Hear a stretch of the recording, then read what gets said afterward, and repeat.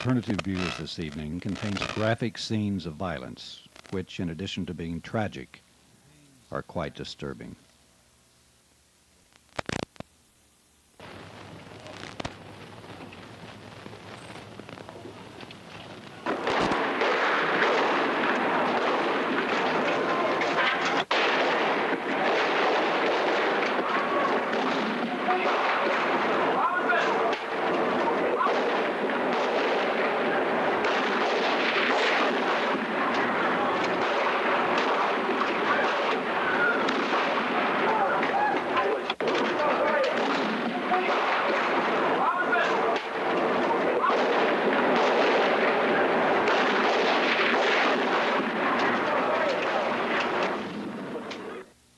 This is not the sanitized, simulated violence you see every night on TV.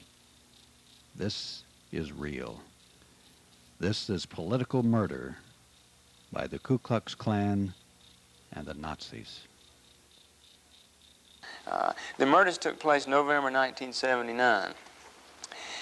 In July of 1979, a full-time agent, not an informant, but a full-time agent for the Bureau of Alcohol, Tobacco, and Firearms, a man named Bernard Bukovich, was sent down from Cleveland, Ohio. He infiltrated the Nazi group, was in on all the meetings where they discussed this contingency that was planning to go into Greensboro. In fact, he seemed to be fueling and helping organize the little 9-car caravan to go in and confront these demonstrators.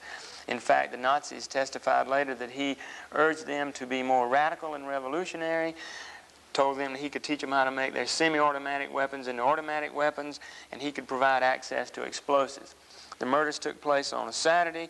That previous Thursday, Bernard Bukovich attended a planning meeting where the plans were discussed. Early on in November, right after the murders, one of the Nazis said, we had a person in our group who was going to have a list of who was to be hit, and that person wasn't in attendance that day. The description fit the same description of Bukovich. Bukovich was not present November the 3rd. That was what was happening by the government in the Nazi group. In the Ku Klux Klan group, a man named Ed Dawson, he became an informant for the FBI working inside the Klan in North Carolina.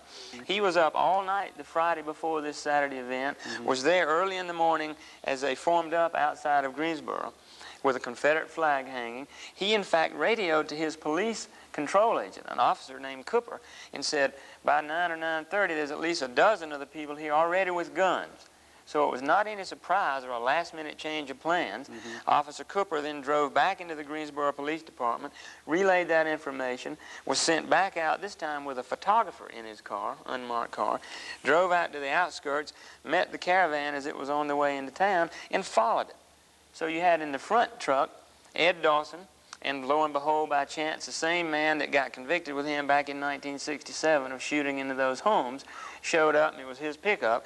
They were car number 1, drove it down, took them 17, 20 minutes or so to get from where they formed up to the housing project, with the 10th car being a police officer. Police officers that were in that area disperse and clear out from the demonstrator site. And you see on the videotape footage, no police officers around. A few squad cars in that area, just sitting there, could have deterred this thing. The assassination of Union organizers by the Klan and Nazis in Greensboro, North Carolina, tonight on Alternative Views.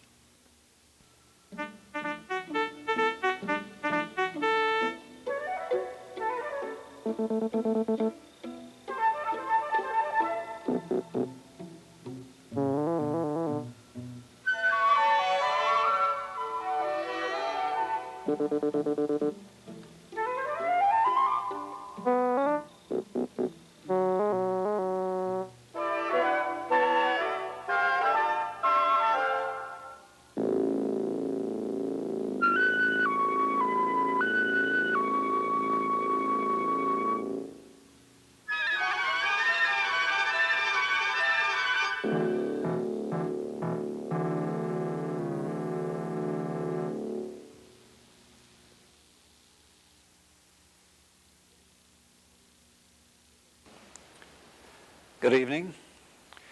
This evening's Alternative Views is going to be perhaps rather shocking. Hopefully it'll incite you, it'll get you mad. It also may hurt a bit. We're going to talk about the legalization of murder in North Carolina, but not just any murder, political murder, from start to finish, with government complicity, local complicity, all the way up and down. Can this happen in the United States? Well, the black and brown folks have been saying it's been happening for many, many years in their communities, and it's just catching up with us white folks, right?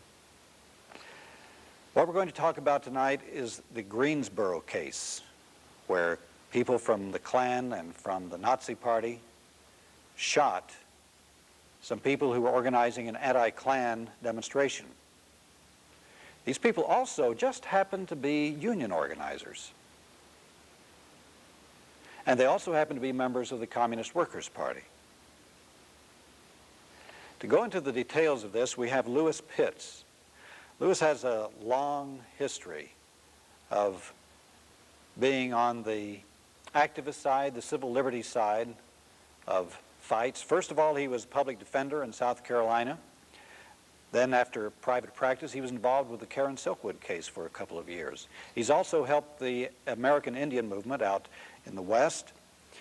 He's also has taken part in the anti-nuclear movement, helping those people. And he is now the regional vice president for the National Lawyers Guild. You're lucky to be alive, boy. Well, I hope it's not just luck. Well, this North Carolina case really has to be, I guess, set historically into what has happened there in North Carolina in relationship to industry and union organizing for many years, because there have been struggles and murders similar to this or parallel to this for many years, hasn't there? That's true. It was only when I actually left the South, or South Carolina, in 1978 and got a chance to kind of look back that I began to realize that the South, maybe North and South Carolina in particular, are basically like third world colonies. It's an ideal place for industry from the Northeast to either locate and put new plants or phase into new industry in the South. It's a cheap labor force, and you've got the racism that keeps the labor force divided among itself. So it's been a fertile ground for industry to come and locate. It's also been a region that's resist unionization, has it not? For instance, in North Carolina, where the Greensboro massacres took place, they have the lowest percentage of unionized workers in the whole United States. Only 8% of the industrial labor have unions there, even though it's one of the 6 or 7 biggest industrial states in the country.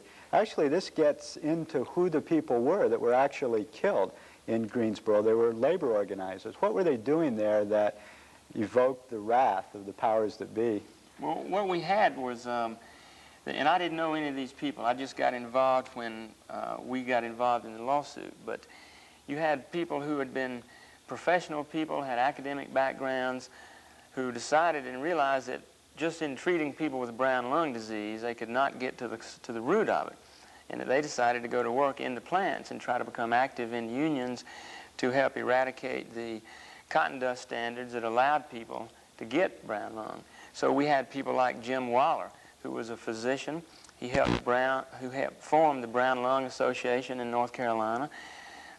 Went to work in the plants. The plant where he worked and 3 of the people that got murdered was Cone Mills, C-O-N-E. And it's a fairly large textile industry, probably just behind J.P. Stevens and Burlington. Jim went to work in the plant, gained a good reputation as a shop steward, and then was elected by his co-workers as president of that local union. In fact, his involvement with the people still included some of his medical work. He continued to treat workers and their kids for earaches and minor things out of his kitchen. He was that kind of a devoted person. He, in fact, was not only educating them about their needs for pay and pay increases and not cutbacks, but health and safety, but also the importance of working together as black and white workers. He, in fact, helped organize a strike at the plant where he worked, where they had suffered 10 cutbacks in wages over a period of 3 years.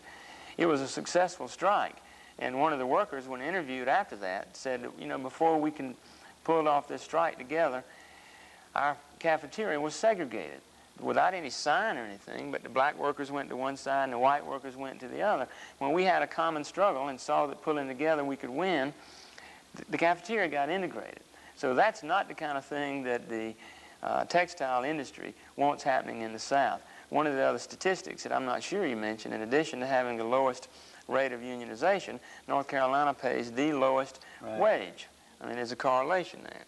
You had people like Bill Sampson, who had finished Harvard Divinity School, had attended a few years of med school, and also felt that his efforts would be better put to organizing people to fight for their own betterment. He went to work in a different Cone Mills plant, was elected as a shop steward, gained a great reputation as a fighter for the workers. In fact, the company disliked him, so they had him arrested for trespass inside the plant when he was advocating a grievance, at a grievance proceeding. Even though he was actually a worker in the plant? Even though he was a worker, supposed to be there, by the union rules, was to be there advocating in behalf of that worker.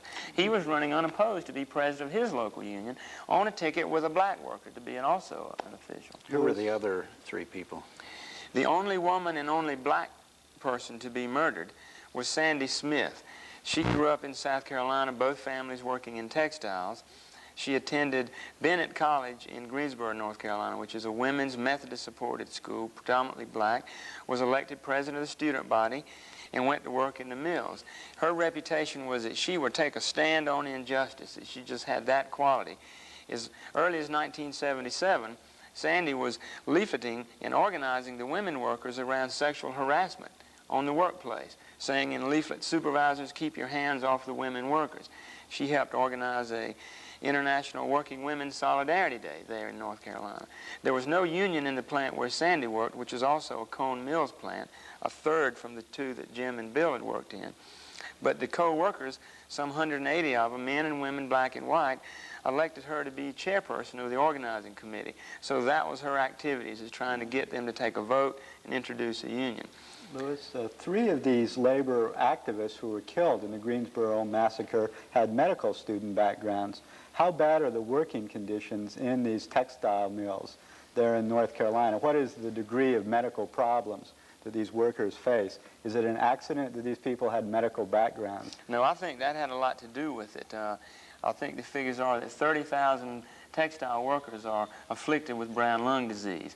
And as you know, most of them are denied compensation because the textile industry says there's no correlation, that you must be smoking cigarettes or breathing gasoline fumes or something. So that had a lot to do with their thinking. In fact, one of the doctors who was acting as a physician, Dr. Burmazon, Paul Burmazon, was shot right in the forehead in this thing. He's had extensive brain surgery. His mental capabilities are all right. He's still somewhat paralyzed. But I've heard him talk and say that some of these doctors were talking, and they talked about how they constantly treated people. And it was as if a patient kept coming in their office with a broken leg. They would fix the broken leg. The patient would go back out, fall in this same hole out in the parking lot, come back in. They finally decided to take their stethoscopes off and go work on the hole that the people were falling in, meaning go into the plants and work on building the workers' strength so they could insist, even if they had to do strikes and work stoppages, that they have some safe conditions in the plant. So I think you're right. That was a big motivator. Plus, most people, well, a lot of people go into medicine because of a desire to help people, you know, relieve human suffering and pain. That's, we like to think, a big concept of medicine. These men and women apparently went in for those reasons. And then that just logically flowed them over into a more activist role of organizing workers. Who were they? See, we've talked about three. Who were the two? Two others. Cesar Cossé was born in Cuba, lived there till he was about 13.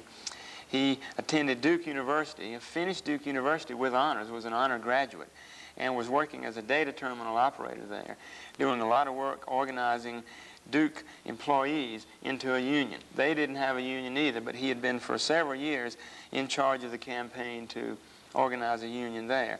And the fifth person was Dr. Michael Nathan. He was practicing as a physician, as you might imagine, was working in a clinic for poor people and primarily kids. He had been very active, as had most of these people, in the African liberation struggles, and had helped raise over $40,000 in medical supplies to be sent to Zimbabwe. So I think it's important to sketch in the backgrounds of these people, because we didn't have an ultra-left sect of people who ran around with flags. They were, in fact, very much of a thorn in the side of industry there. And it's only when you understand that could the motive for what else happened that we'll cover a little later, meaning political assassination, can it even become believable. What's really striking to me about this whole Greensboro massacre is how the media made it appear as if it was simply communist agitators who were killed by the Klan and the Nazis. And of course, the local Klanspeople claimed that these were outside communist agitators who came from the east or outside of the southern area, whereas that simply seems to be a lie. It seems it was local organizers, the ones that were the victims of this massacre. A complete distortion. And that's what has made it now, 2 years later, finally, there's enough public sentiment. We've built momentum around our lawsuit. We can talk about that later. But it's taken that long a period because of the distortion that occurred.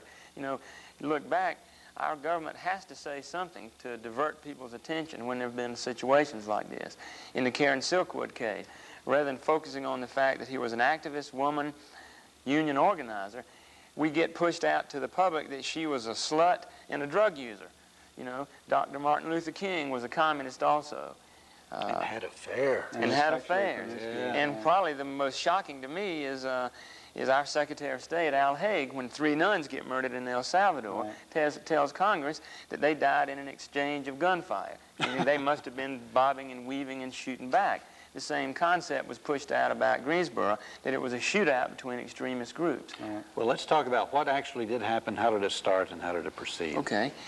You could probably gather from the backgrounds of the 5 people that they were very concerned about anything that would spread racism in the workforce. The Ku Klux Klan in 1979 was trying to make a comeback.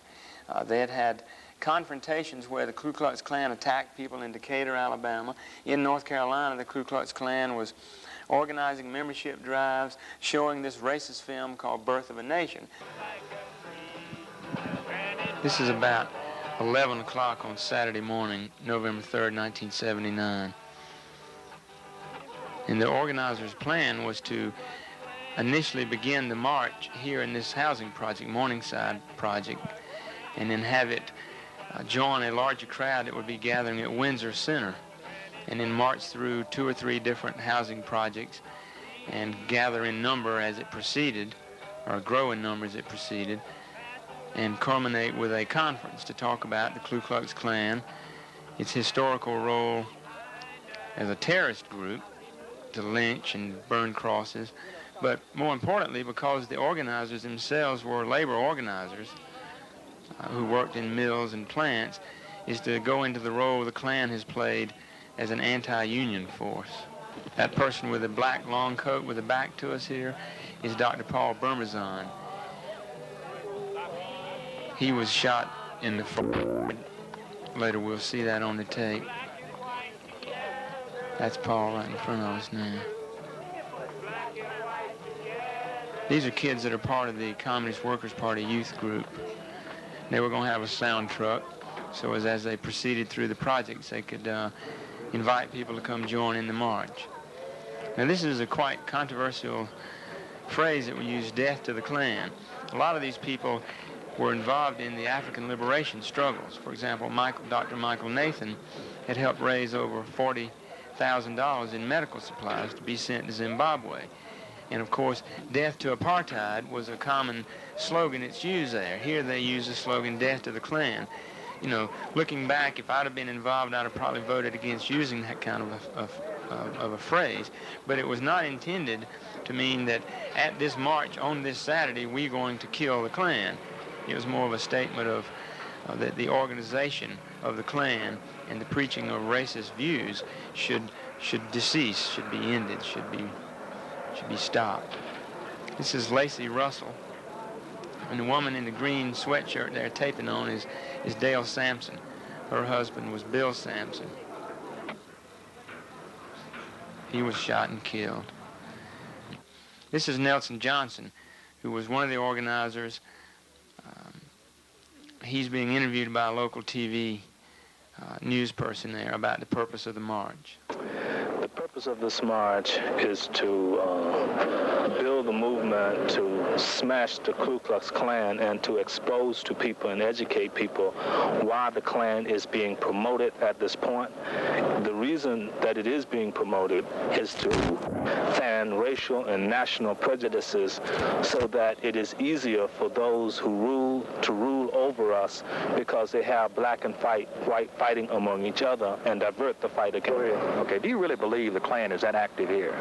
Most of what I know about the Klan I have read in the media from your papers, so apparently the media believes it, or let me say that they are promoting it, and therefore whether the Klan per se is that active or not, that this poison is being spread, and so we want to make it clear to people that the Klan is just a tiny bunch of cowards who can be smashed, and then we will expose why they are being promoted in the first place.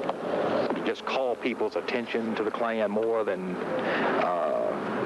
really accomplishing what you're trying to accomplish? The people's attention has already been called to the Klan. We're calling people's attention to why their attention was called in the first place. Right? And that's the main point here, because it's totally incorrect to assume that we are building up the Klan. The media has already done so.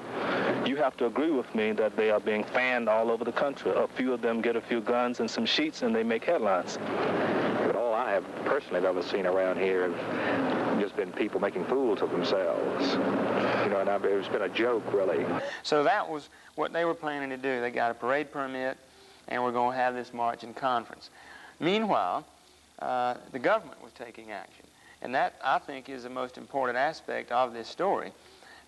The murders took place November 1979.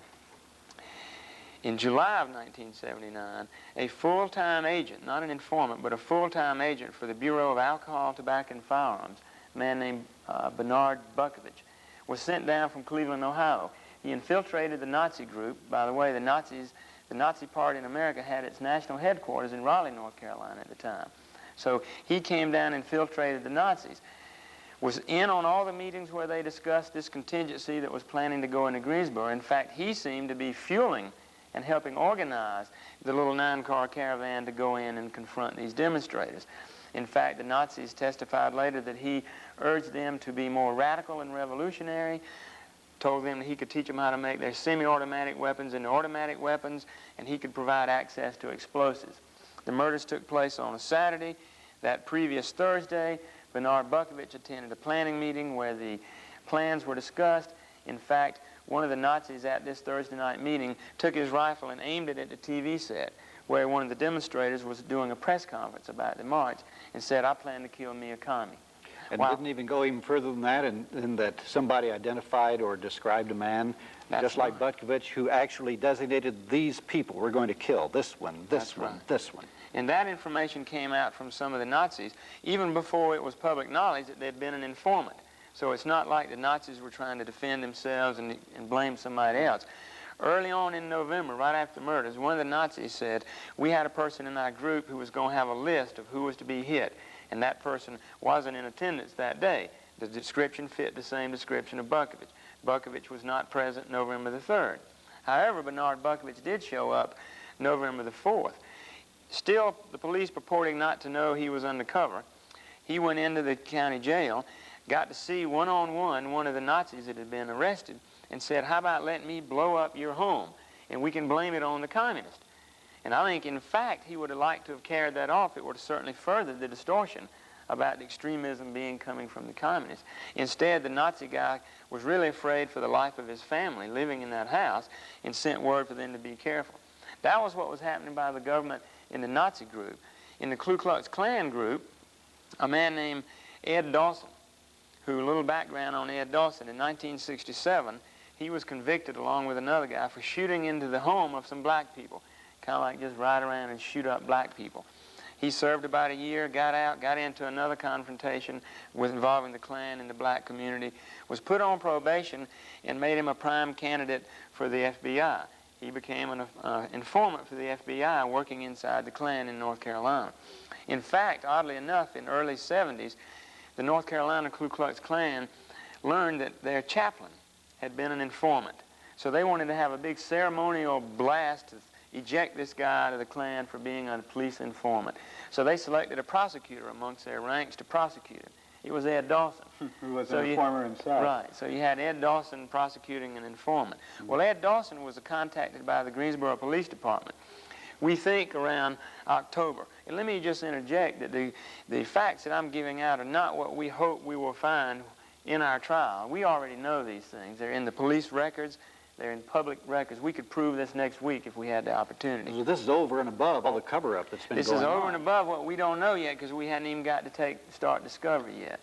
But Ed Dawson went around in October to the fairgrounds outside in the countryside of North Carolina. You know, it's county fair time then. Doing these big, powerful, patriotic speeches about God and country and family and how niggers and Jews and communists are taking over, taking our jobs, that they're getting all kind of the breaks and the benefit from government, and that we should form and go in and confront them. So he organized a group. Some of the people that rode in that caravan joined the Klan because of his speeches and hadn't been previous members. He was up all night the Friday before this Saturday event, was there early in the morning as they formed up outside of Greensboro with a Confederate flag hanging. He, in fact, radioed to his police control agent, an officer named Cooper, and said, by 9 or 9:30, there's at least a dozen of the people here already with guns. So it was not any surprise or a last-minute change of plans. Officer Cooper then drove back into the Greensboro Police Department, relayed that information, was sent back out, this time with a photographer in his car, unmarked car, drove out to the outskirts, met the caravan as it was on the way into town, and followed it.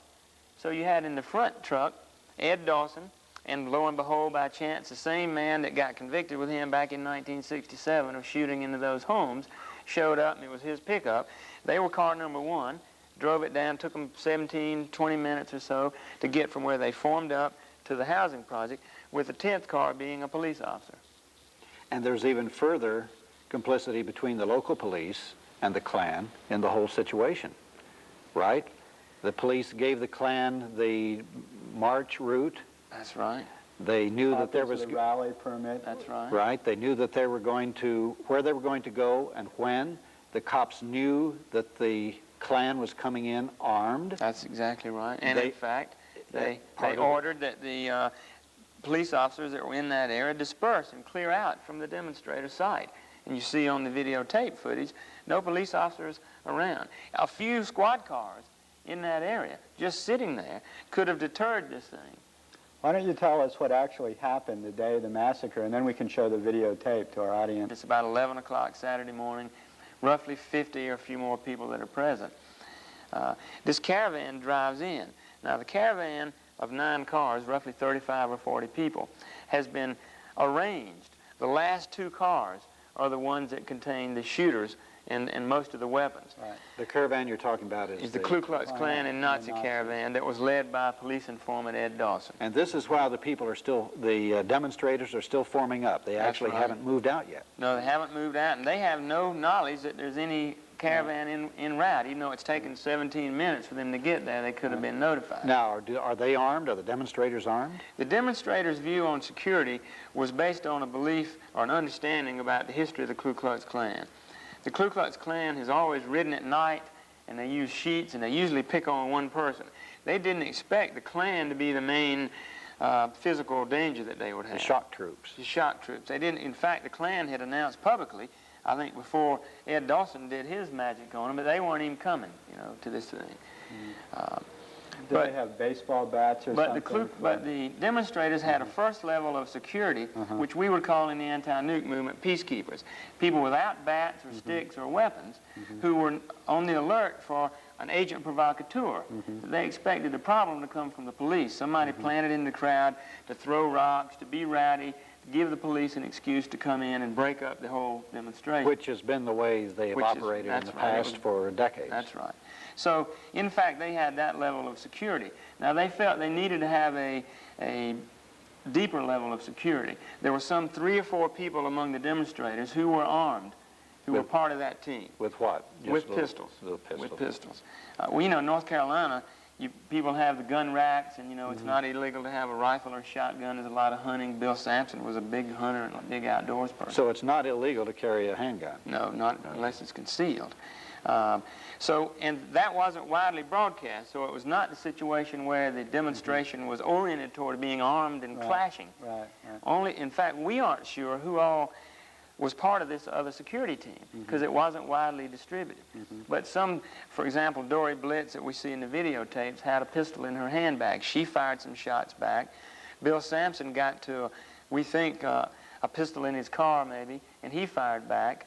A one-shot Derringer was fired, but no Klan car was struck and no Klan's person got struck. So they were woefully unprepared for any kind of attack. So the Klan caravan came in this place where the demonstrators were, and then what happened? Well, it seemed like the front, at least 6 or so cars, moved past the intersection where the demonstrators had been singing and forming up, jumped out of their cars, had brought their own sticks, and started beating on the demonstrators. You see a little bit of that in videotapes. They then, as if on signal, get back into their automobiles and drive away. Well, most of the demonstrators, as you can see from the footage, are focusing their attention to their right, where that caravan just left. Meanwhile, the last 2 cars, this yellow van and this blue Fairlane, open up trunks, hand out long guns, semi-automatic weapons. One guy gets a pistol in each hand, and they just stalk up to where the people are and gun them down, and then calmly walk back to their car.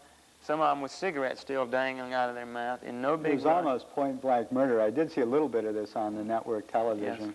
It's horrible. Yeah. It's unbelievable. And then the aftermath of people, the blood pouring in the streets, and the police aren't there. You know, I think we need to be careful not to suggest a total conspiracy of everybody from the president to the dog catcher, because I don't think every police officer in the Greensboro police force was made aware of this. They were just following their orders. In fact, they had been sent to lunch. So the most of the Greensboro Police Department was literally out to lunch when this shooting took place. Some of them, apparently, the police officers did a good job of coming in and stopping the last van. That's how at least some of the people got arrested on that day. We shall now be moved.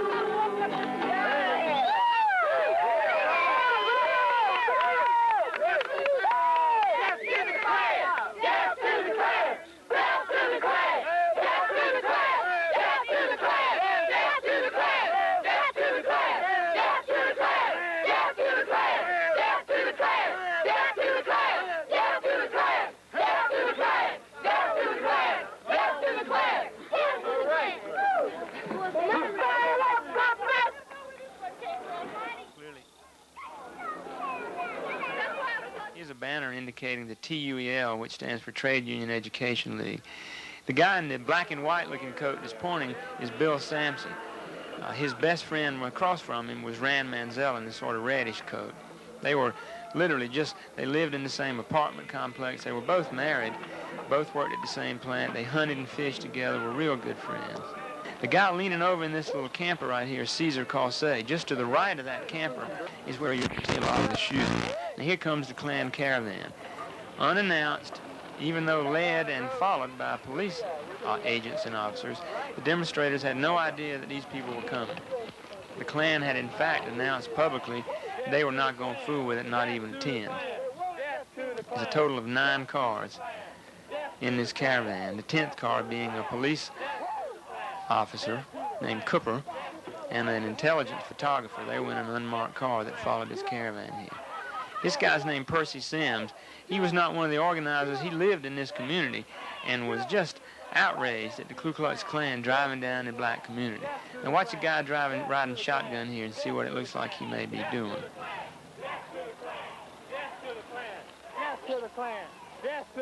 Now you see this yellow car as it gets near the intersection will gun the motor, and Lacey Russell here, the guy with the ski cap on, slaps it across the back with a stick of wood. Now that's kind of what triggers some other people kicking the cars, and that is what the Klan used in their trial as justifying, based on self-defense, the shootings that you'll see that they perform. You'll see a quick instant here of the stick fight where the Klan and Nazi members have jumped out and attacking the demonstrators.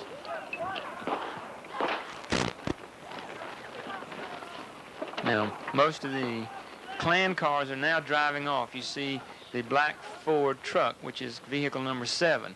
Now look at the status of the demonstrators. There's Rand Manzella running in the back, the guy with the guitar.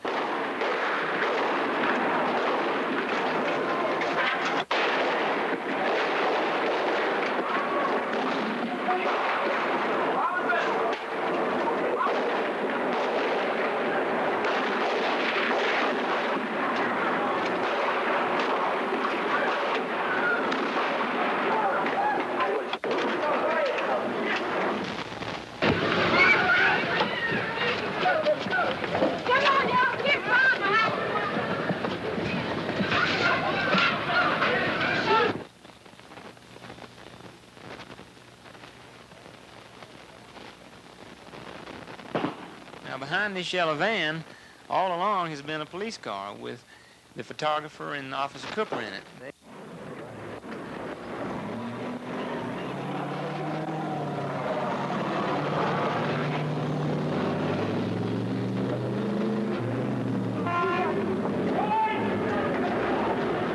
Where's the telephone, man? Cops on the way. We don't want the cops. We want doctors. Get an ambulance. Oh, you're right. We're Dr. Quick. This is Jim Waller with Signe Waller over his body. He's very obviously dead.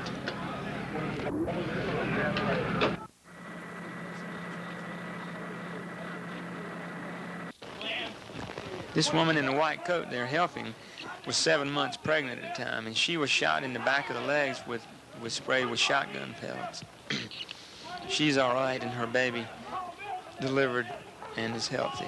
The Klan and the state got together and planned this. That's why there This were woman's no named cops Dory here. Do you Blitz. hear me?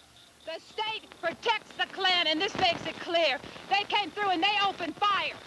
They opened fire on us. And we fired She was back active in the ourselves. Teamsters Union in Martinsville, Virginia. In fact, I believe was a shop steward. It's part of the state apparatus.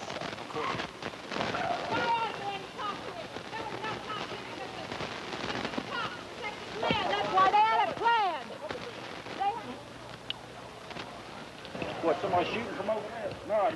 After the shooting's all over, then the police tactical units arrive, and then they generally train their weapons in on the demonstrators. Now, the yellow van has been stopped down the street. Out of the 9 cars, the police stopped the last van, and so those are some of the Klan and Nazi members being handcuffed and arrested and lying in the street.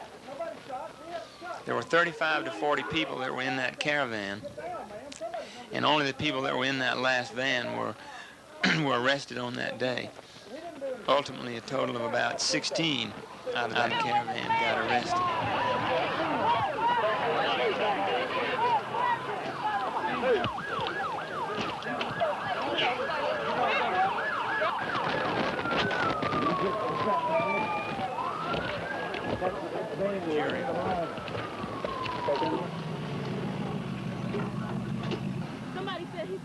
This is Florence Cossé.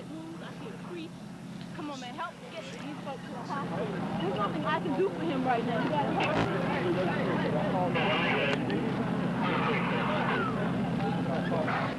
They're working over the body of Dr. Mike Nathan. He was shot in the face with a shotgun, never regained consciousness, and died about 2 days later. Here's Bill Sampson again. I think he's dead while they're trying to work on him.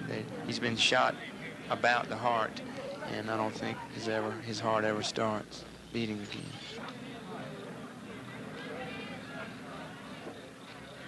Well, let's talk about the court case. Out of the 35 or 40 that were participating in the Klan caravan, a total of 16 got arrested. And were they the ones that actually fired the... A lot of those were the shooters that you see very clearly in the tapes.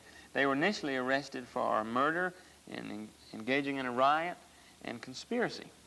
The prosecutor began making statements over into the next year, around May, just at the beginning of the trial that was to be the trial of six of the Ku Klux Klan members charged with murder.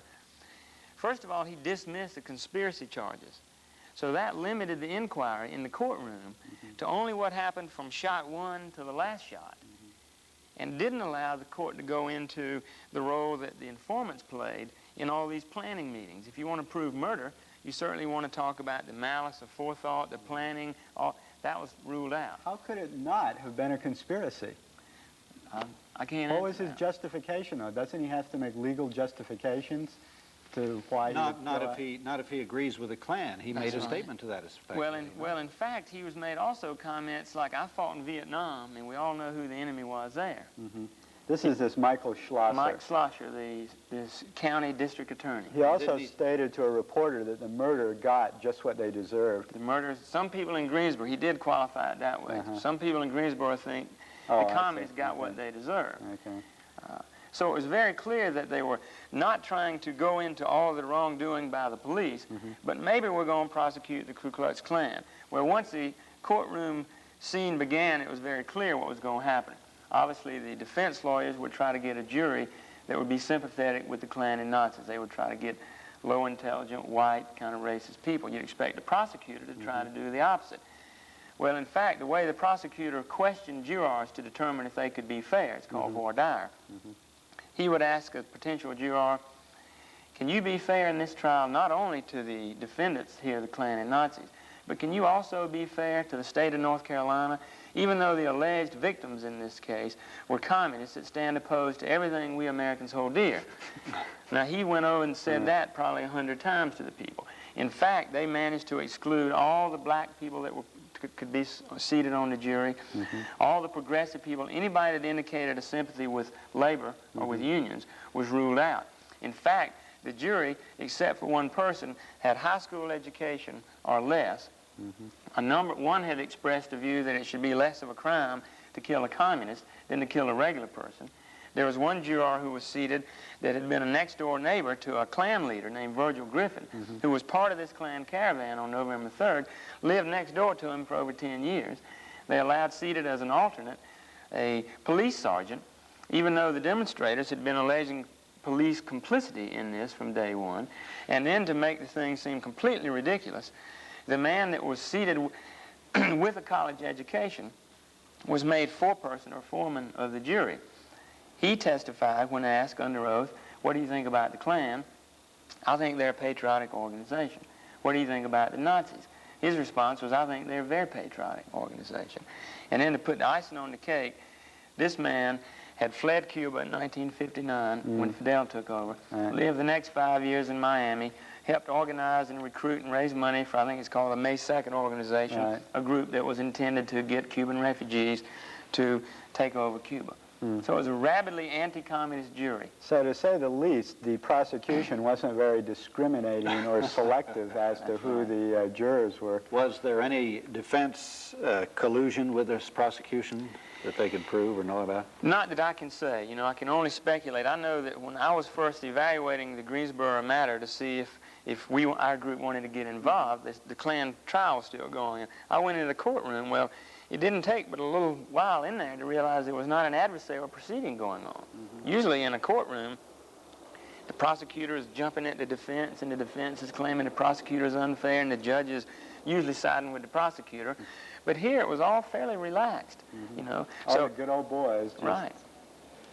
That's right. And so they returned the verdict of... They returned the verdict of not guilty of anything. Even though the tapes were shown, or the people... Tapes were shown. Can I ask you a question about this? How could you deny this photographic evidence? One thing I've learned being involved in the Greensboro case, which was new to me, is this whole ideology and this anti-communist view that is ingrained in us from birth is so strong it really confuses a lot of people's thinking.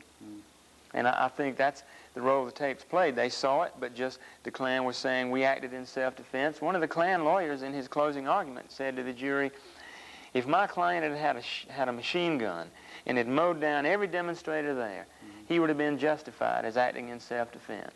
Self-defense not only of himself, but of the country and everything we stand for. Who did shoot first? What does the tape show as to the first shots being fired? Well, that's one of the things that we're going to have further investigated in our lawsuit. You know, the FBI took 6 or 9 months to evaluate these tapes, analyzing the echoes to determine what shots took place at what places.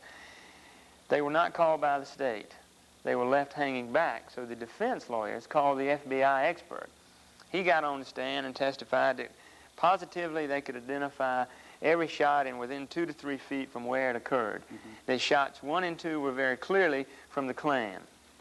That, however, shots 3, 4, and 5, and why 3, 4, and 5 are different than any of the other 39, he wasn't sure about. But he went over to the sketch and took a red marker mind you, and drew a big ring around where the people had been standing singing on the tapes and forming up, and said, it appears that 3, 4, and 5 came from somewhere in here. But then it was obvious that 6, 7, 8, 9, 10, 11 had all come from the Klan and Nazis. So the jury was made to believe that shots 1 and 2 from the Klan were non-hostile shots. And that 3, 4, and 5 were hostile shots that must have come from the communists. So then you had a shootout. And all they did was defend themselves. But the tape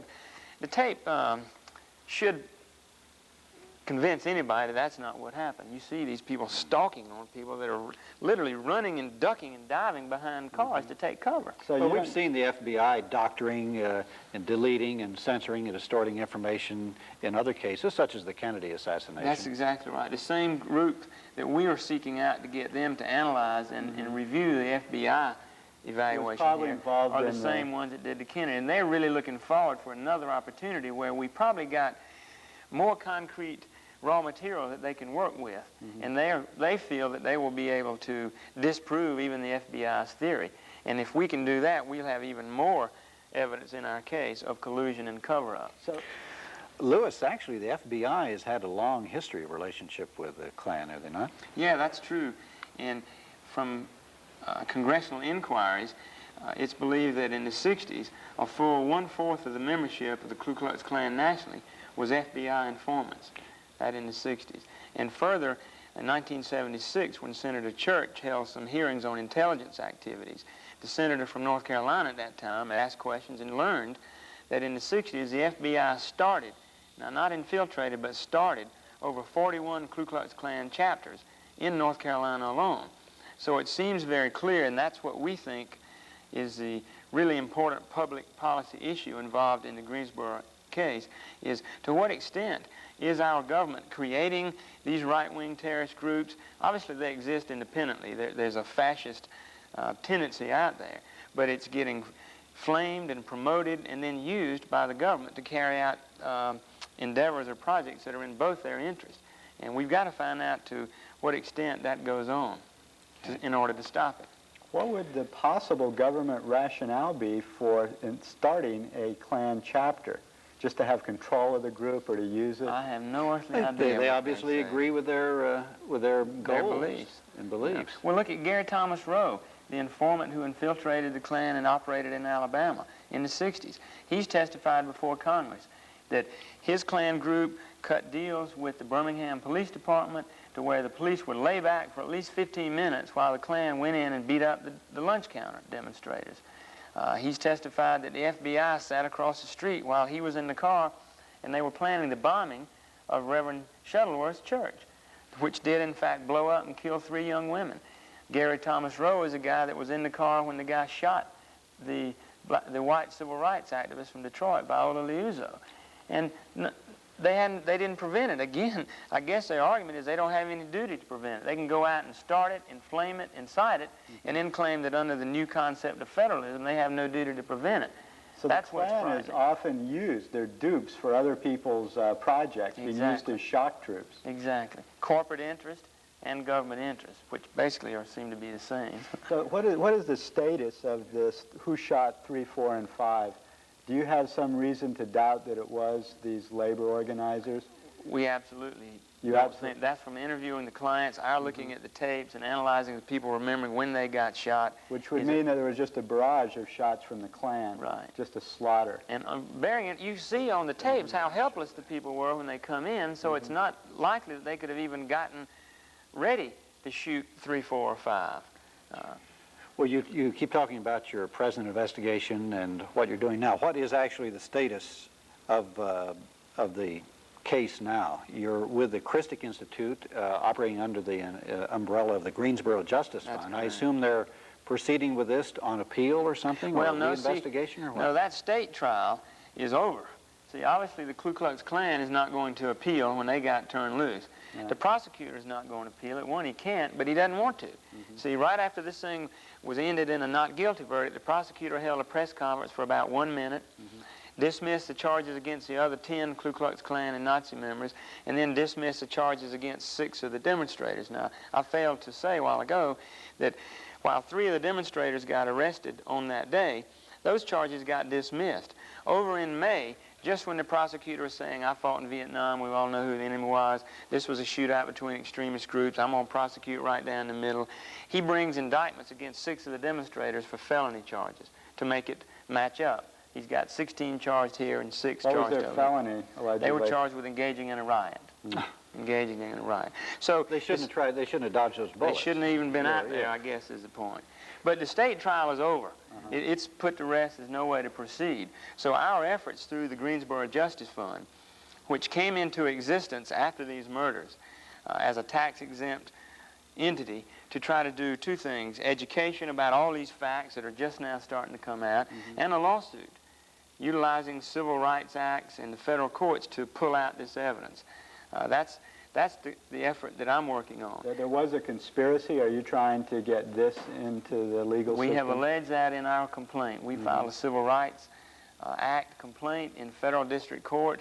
We filed this complaint November of 1980, a year after the murders took place, and we allege that there was a meeting of the minds and an agreement or a conspiracy between individual people, the Klan and Nazis, and the government, state, city, and federal at that level, particular individuals out of those groups, and that they targeted, and we didn't file the lawsuit in behalf of the Communist Workers' Party. In consulting with them, they agreed that that shouldn't be made the issue because it would be too easy for people to be not sympathetic because I'm not interested in a lawsuit promoting a particular party. But what they were doing, meaning organizing labor, trying to organize equal treatment for black and white, is why they were targeted. So we brought the suit in behalf of the individual people who got injured. 5 of the estates of the people that got murdered. A number of people received injuries, shot with shotgun pellets and beat over the head, and a number of people were falsely arrested. So we have 16 plaintiffs. We filed suit against these defendants in that case. Well, you have to file suit in North Carolina. We filed, our lawsuit is in the Greensboro Federal District Court. Now, immediately, the government lawyers all moved to have the case thrown out. They don't want us to proceed with discovery, where we have the right under subpoena power to get all the documents. In fact, the federal government alleged that Buckovich should have the charges dismissed or our suit dismissed against him on the ridiculous ground that he got served, I think, at his office, Alcohol, Tobacco, and Firearms office, when he should have gotten his subpoena at his home. Just some little technical nothing. And more importantly, let me read from you very quickly. This is the federal government's motion to dismiss. Now, you know, Reagan's instituting a new concept of federalism, new federalism. Well, here's what federalism is meaning to the Justice Department. Let me quote. Reduced to its simplest terms, the plaintiff's claim can only be that when federal investigative officials become aware of a purportedly calculated nonfeasance, that's just fancy lawyering word to say calculated nonfeasance. That's inaction on the part of local law enforcement. On the part of local law enforcement authorities, they have some duty to act so as to prevent or mitigate the resulting damage. This does not comport with the duties of federal officers as established by law, nor does it comport with sound notions of federalism. And if you aren't sure exactly what they're saying, a few pages later they say, quote, nor is there a duty to warn the purported victim of criminal activity when federal agents learn of the danger of such. Aren't you even making a stronger claim, though, that not only did the federal agents not warn the victims of it, not only did the police not do anything to stop, but the agents were involved in the planning and execution, or at least instigating, of this massacre. And that's part of their legal tactic. They ignore that we said that, even though we said it in our first complaint in 50 pages. They ignore that and pretend like all we're saying is that they failed in a duty to prevent. Which they say is okay. Which they say they have no duty. Well, let's put this into perspective in the country as a whole and what's going on in relationship to civil liberties. There are tremendous threats to civil liberties, and we're drifting closer and closer to fascism, and even at an accelerated rate, at an absolute police state, it seems. Senate Bill 1 it's what, great-grandson of Senate Bill 1 now is coming up. Looks like it's going to pass. The unleashing of the CIA and the FBI and the protecting of them. Here it comes. They can have at us. The Freedom of Information Act is just under attack and severely crippled, and they're trying to get rid of it. COINTELPRO activity, what's the state of that? Still goes on. I would say that November 1979 is a classic example of a COINTELPRO. They wanted to not just gather intelligence on labor organizers, but in fact offensively go out and destroy their efforts. So, and you've seen them do it with the American Indian movement, right? Precisely. Lewis, how much support have you gotten for your lawsuit? At the very outset, it was real slow. People were very much diverted into thinking about who was a real extremist and so forth. But now that we've gotten these facts out, we've gotten a lot of support. The Greensboro Justice Fund has formed an advisory board of people that have proven records on social cause and public policy type issues. On our advisory board, we have the National American Civil Liberties Union. As well, the National ACLU is operating as co-counsel in our lawsuit to help out in that capacity. We've also have sitting on this advisory board Sarah Nelson, who is the co-chair of the Labor Committee of the National Organization for Women.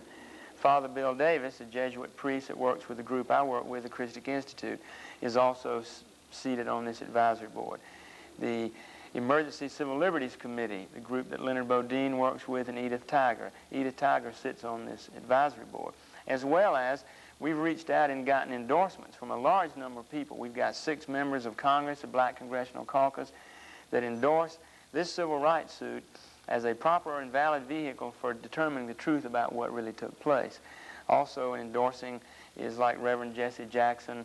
The National Council of Churches has passed a resolution urging its denomination groups to pass resolutions and support and set up speaking engagements. They recognize, obviously, that there's a crucial role that involves ethics and morality about a government that could have that kind of involvement. The United Presbyterian Church is involved. Joan Baez, Harry Belafonte, as well as a lot of local activists and organizers, doctors, preachers, and so forth. There's something called the Ministerial Alliance for Greensboro that includes representatives from religious communities, Jewish and others, that are very sympathetic to this cause. And how can people contact and to donate if they wish to? The Greensboro Justice Fund will be happy to receive donations. They're tax exempt. Our office in Greensboro is, the address is 102 North Elm, Suite 302. It's Greensboro, North Carolina, and the zip code is 27401.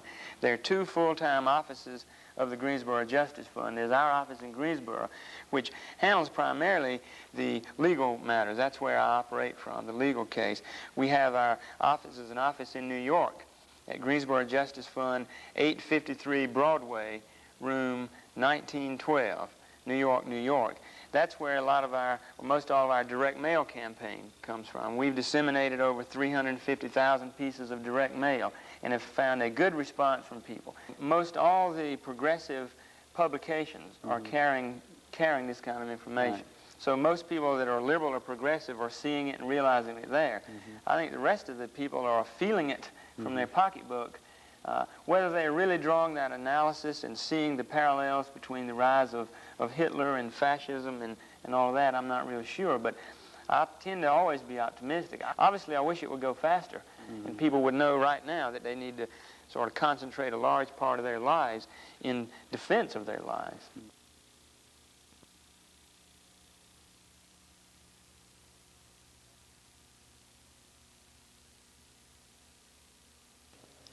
In part 2 of this program, Louis Pitts puts the Greensboro case in the broadened historical perspective of the attacks on our civil liberties nationwide. He recounts his experiences in the Karen Silkwood case, the American Indian Movement, and the Black Panthers, as well as many others, showing the great dangers to our constitutional liberties. I would like to thank our technical crew, without whose help this program would have been impossible, Director Alan Bouchong, and on cameras, Seth Aroni, Bonnie Campbell, and David Garbos. Alternative Views is a production of the Alternative Information Network, a tax-free nonprofit corporation.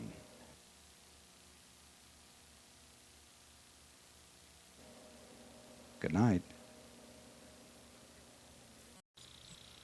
Alternative Views this evening contains graphic scenes of violence, which, in addition to being tragic, are quite disturbing. This is about 11 o'clock on Saturday morning, November 3rd, 1979. Past the Ku Klux Klan, we shall not be moved.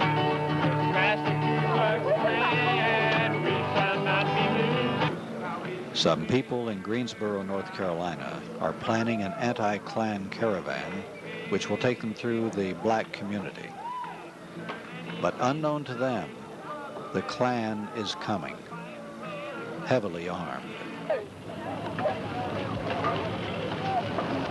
On a grove. We'll be all right. Mike out. Death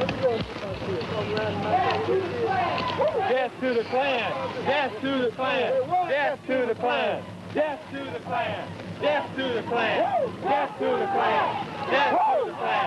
Death to the Klan! You'll see a quick instant here of the stick fight where the Klan and Nazi members have jumped out attacking the demonstrators.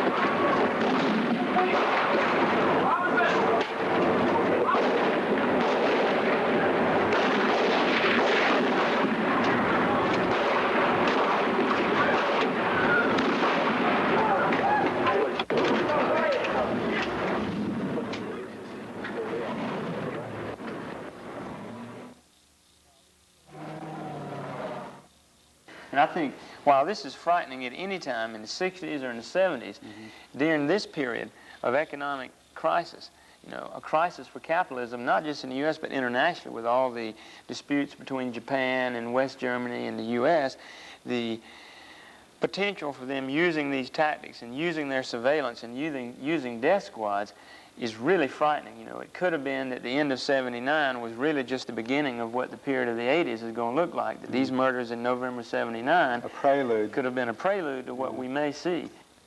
The concluding segment on this two-part series of unpunished public murder by the Klan and the Nazis in Greensboro, and also the government complicity in it all, tonight on Alternative Views.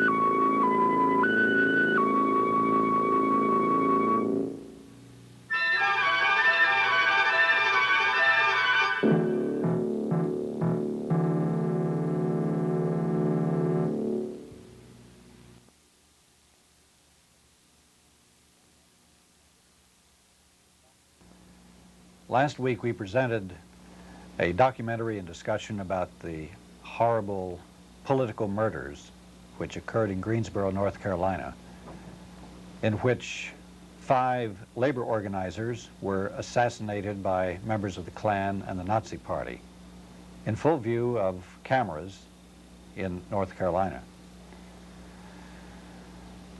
Even though the Klan and Nazi members were acquitted, there has been some legal action being taken to try to get some kind of justice out of it. We will pursue this subject tonight, talking not only about the Greensboro case itself, but also other related cases around the country which have occurred subsequent to the Greensboro massacres and also before that time. We'll be looking at the Karen Silkwood case. What about the COINTELPRO program? Is it still going on? The FBI still doing destabilization and destruction of various legal groups in the country? We have a lot to look at tonight, and well, along with that, something to think about our own civil liberties in this country. Where are we going? The murders took place November 1979. In July of 1979, a full-time agent, not an informant, but a full-time agent for the Bureau of Alcohol, Tobacco, and Firearms, a man named Bernard Bukovich, was sent down from Cleveland, Ohio. He infiltrated the Nazi group, was in on all the meetings where they discussed this contingency that was planning to go into Greensboro. In fact, he seemed to be fueling and helping organize the little 9-car caravan to go in and confront these demonstrators. In fact, the Nazis testified later that he urged them to be more radical and revolutionary, told them that he could teach them how to make their semi-automatic weapons into automatic weapons, and he could provide access to explosives. The murders took place on a Saturday. That previous Thursday, Bernard Bukovich attended a planning meeting where the plans were discussed. Early on in November, right after the murders, one of the Nazis said, we had a person in our group who was going to have a list of who was to be hit, and that person wasn't in attendance that day. The description fit the same description of Bukovich. Bukovich was not present November the 3rd. That was what was happening by the government in the Nazi group. In the Ku Klux Klan group, a man named Ed Dawson, he became an informant for the FBI working inside the Klan in North Carolina. He was up all night the Friday before this Saturday event, was there early in the morning as they formed up outside of Greensboro with a Confederate flag hanging. He, in fact, radioed to his police control agent, an officer named Cooper, and said, by 9 or 9:30, there's at least a dozen of the people here already with guns. So it was not any surprise or a last-minute change of plans. Officer Cooper then drove back into the Greensboro Police Department, relayed that information, was sent back out, this time with a photographer in his car, unmarked car, drove out to the outskirts, met the caravan as it was on the way into town, and followed it. So you had in the front truck Ed Dawson, and lo and behold, by chance, the same man that got convicted with him back in 1967 of shooting into those homes showed up, and it was his pickup. They were car number one, drove it down, took them 17, 20 minutes or so to get from where they formed up to the housing project, with the 10th car being a police officer. Police officers that were in that area dispersed and clear out from the demonstrator site. And you see on the videotape footage, no police officers around. A few squad cars in that area, just sitting there, could have deterred this thing. But it's very clear that they had cleaned out the area, that they refused to stop a caravan, that they had clear legal probable cause to stop it before it got there. They knew they had Klan and Nazis, and we know what ideology they have, armed, aiming and headed for a confrontation with arch enemies, blacks, labor organizers, and people that were coming. And Jews. We haven't mentioned this before. And Jews, you're right. A lot of Dr. Burmazon, Dr. Nathan, Jim Waller were Jewish people. So it was classic. And the fact that only the labor organizers, basically, were the ones who were shot. It was the specific assassination. That's right. They were carrying out Bukovich's orders, as apparently, as to who was to be shot. Now, what is another interesting part here about government involvement is that shortly after the murders, the FBI announced that when the demonstrators had sought a parade permit, which was the middle of October, that the FBI began an investigation of the Communist Workers' Party and ended that investigation November the 2nd. Well, there would be all the information that, if they didn't know it already, there would be an investigation that would reveal who was Mike Nathan, what was Jim Waller doing. I mean, we think they even went around and showed pictures to people in the community and asked what would happen if Nelson Johnson got killed, who was one of the important black leaders in that community. Since that time, the FBI has denied that they had any investigation. So we don't know what that was all about. I mean, this is unbelievably shocking that the United States government would actually infiltrate the Nazis and the Klan and would incite them to violence and would also serve as rabble-rousers to try to recruit the public at large to the Nazis and the Klan, and to create an atmosphere that creates situations of violence and confrontation like actually happened. This is But this is not unusual. This has happened in other cases around the United States. It's really not unusual. Well, we know that COINTELPRO program. Right, we know that the FBI infiltrated particularly a lot of left-wing groups in the 1960s and incited them to violence. And recently there was even a situation in California where the FBI infiltrated some shipyards in San Diego and used some of their agents to help bust unions. But I think this is one of the most spectacular examples of the infiltration of right-wing groups and actual explosions into violence because of FBI activities. What again was this Bukovich's role with the Nazis? He was with the Bureau of Alcohol, Tobacco, and Firearms. Right. Was a full-time agent. So he is a government agent. He's a full-time agent. Right. And he, on November the 4th, his official duties ended as an undercover agent in North Carolina, and he was packed up and sent back to Ohio. And yet neither one of these government agents that infiltrated the Klan and the Nazis were subpoenaed to serve or to testify in the trial. Your point about it would be one thing, I think probably incorrect, because it involves the issue of entrapment, if these agents went in and incited the Klan and the Nazis. But even if they incited them and got them ready to perpetrate murder, the point then you stop them, you prevent the harm. Here that was not done. Well, let's put this into perspective in the country as a whole and what's going on in relationship to civil liberties. There are tremendous threats to civil liberties, and we're drifting closer and closer to fascism, and even at an accelerated rate, at an absolute police state, it seems. Senate Bill 1 it's what, great-grandson of Senate Bill 1 now is coming up. Looks like it's going to pass. The unleashing of the CIA and the FBI and the protecting of them. Here it comes. They can have at us.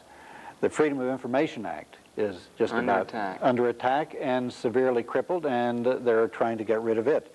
COINTELPRO activity, what's the state of it? Still goes on. I would say that November 1979 is a classic example of a COINTELPRO. They wanted to not just gather intelligence on labor organizers, but in fact offensively go out and destroy their efforts. Let's take a close look at COINTELPRO using sections from some of our previous programs.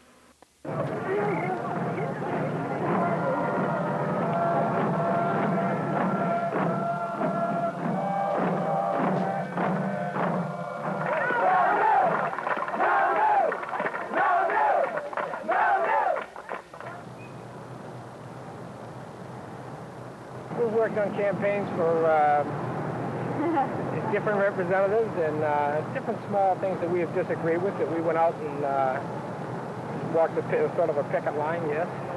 Something that we don't agree upon, we get together and we can change it. Me as an individual, I only have the power of one vote, but I guess collectively, if I could get other people to feel or share the same views that I do, I think that's where the power is at. The essence of a democratic society is that people have the right to get together to discuss political activity, to seek to influence the political process, and that they have the right to do that in private if they choose to do so, without the government being present and without the government seeking to manipulate that political activity. I come before you as a concerned American citizen and a representative of an organization which was and perhaps still is a victim of intelligence excesses. What we've learned from the revelations that have come out of the Senate investigations, various lawsuits, various requests under the Freedom of Information Act, is that the intelligence agencies have consistently adopted a policy of spying on lawful political activity. Anybody who went to a protest meeting on almost any subject was likely to be the subject of surveillance by one or more federal, state, or local agencies. The anti-war movement, the civil rights movement, the environmental movement, the anti-nuclear movement now, and the women's liberation movement, for example, was at one point a major target of the FBI. Mr. Hoover in particular said that he thought that was subversive and therefore should be surveilled in great detail. In short, what we've had is a knowing, determined effort on the part of intelligence agencies at every level, federal, state, local, private organizations, to disrupt and infiltrate political activities that they do not approve of. The Bureau capitulated, and on April 21st, 1971, said, yes, we have such a program, we are stopping it now. Since that time, a great deal has come out about this program. It was a vicious, unprincipled, indecent program. It was aimed at 5 or 6 different groups in the United States. Groups they listed as black nationalist hate groups, the Socialist Workers' Party, Communist Party USA, and so on. One heading was the New Left, although nobody could define it in the FBI. The program was a series of covert activities. And these covert activities were designed to disrupt or destroy certain protest groups. Many of the groups which were attacked via this program included Dr. King's Southern Christian Leadership Conference, which was listed as a black nationalist hate group, CORE, I've mentioned the Socialist Workers' Party, SDS, every black student union in the country, Antioch College, the National Association for the Advancement of Colored People, and so on. It was a vast program, and it conducted over 2,500 different operations, including the one against Miss Seberg. the techniques as described in a batch of testimony before what was called the Church Committee, headed by Senator Frank Church of a nearby state, was, to say the least, startling, horrifying. The testimony that was developed before the Church Committee showed as vicious a program which was likened to wartime techniques as has ever been fostered by any agency in the United States that we know about. The techniques included false propaganda planted in friendly news media or other agencies, the creation of hatred within groups and group against group, the false labeling of people within groups as informers so that their lives were in danger, the use of derogatory information filtered out through anonymous letters or anonymous communications, an abuse of government process which ranged from interfering with courts to selective prosecution or sicking the House Un-American Activities Committee or the Senate Internal Security Committee upon members of groups, and writing to universities to force the dismissal of professors or students, or both. It was a program which Senator Church described in the final report as one which degraded the entire country. He said in his report, many of the techniques would be intolerable in a democratic society, even if all the targets had been involved in violent activity. But COINTELPRO went far beyond that. The unexpressed major premise of the program was that a law enforcement agency has the duty to do whatever is necessary to combat perceived threats to the existing social and political order.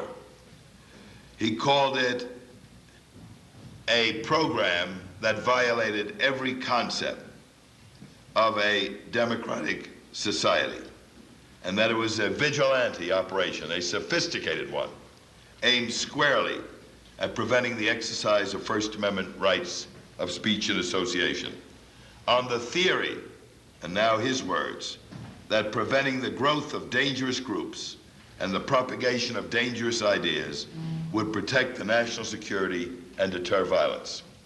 You were supposed to get information within 10 days. In order to get my 100-page FBI file, it took 9 months. I was very, very involved in the women's movement here in the 60s when there were about 10 of us running around talking about women's liberation at the university, and everybody thought we were crazy. I also worked on the RAG, which was an underground newspaper, and I was involved in the anti-war movement here in the 60s. Down the street. They have about 10 pages on all of my parents' friends in Brownsville, where I went to high school. They went to all sorts of professors, friends. I mean, it is really incredible the amount of information that they gathered and the waste of money. Nothing involves any breaking of law. I mean, it was sort of free speech that I went to a demonstration. They had things, they knew what meetings I went to, how many people were at the meetings. Then they have a little statement that Women's Liberation is an organization, if I can remember what they said, dedicated to the overthrow of male chauvinism and being dirty. The conclusion of my case was that I was classified as disloyal number 3.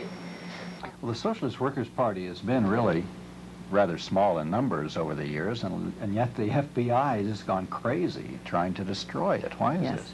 It seems totally irrational. We have several thousand members at best, and yet the government spent millions and millions of dollars going after us over a 40-year period, ever since Roosevelt, good old FDR, first told them to do it. We think that the reason they did that is because our ideas are powerful, that if most people had a chance to really think about our ideas, they think those sound pretty good. And that's why the government has to go after us like they do. Well, the Socialist Workers' Party has been around since the 30s, right? Yes.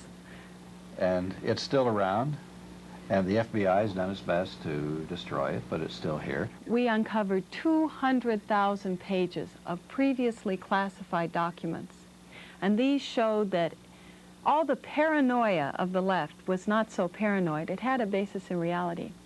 We found, for example, that the government had broken into our homes and broken into our offices. They broke into our national office at least 95 times in a 5-year period.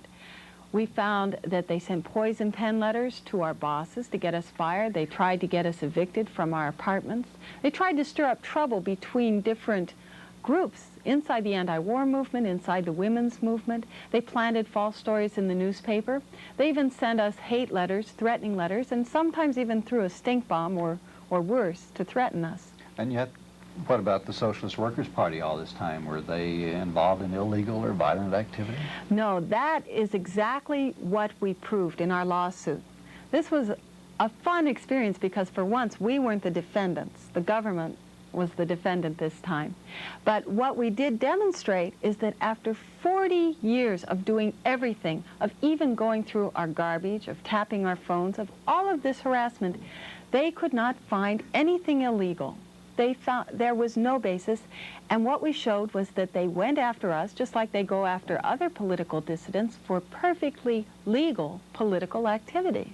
Tell us some of the examples of your experiences with the American Indian movement and what the government's role in repressing it was. Well, just briefly, I went out to New Mexico to work around the issue of uranium mining on native reservations.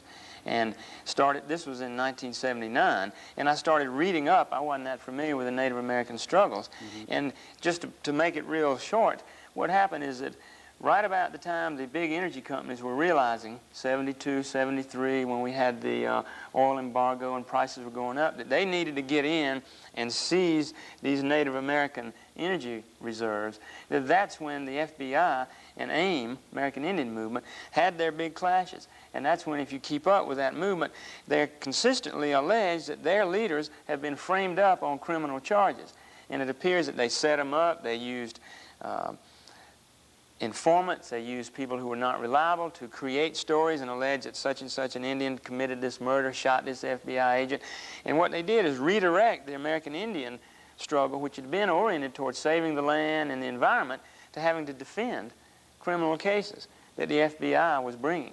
You know, Amnesty International at this point is investigating and looking into some of those kind of issues. So that certainly went on there. They did this to the Black Panthers. Attorney General Mitchell did make a remark. He was given to that.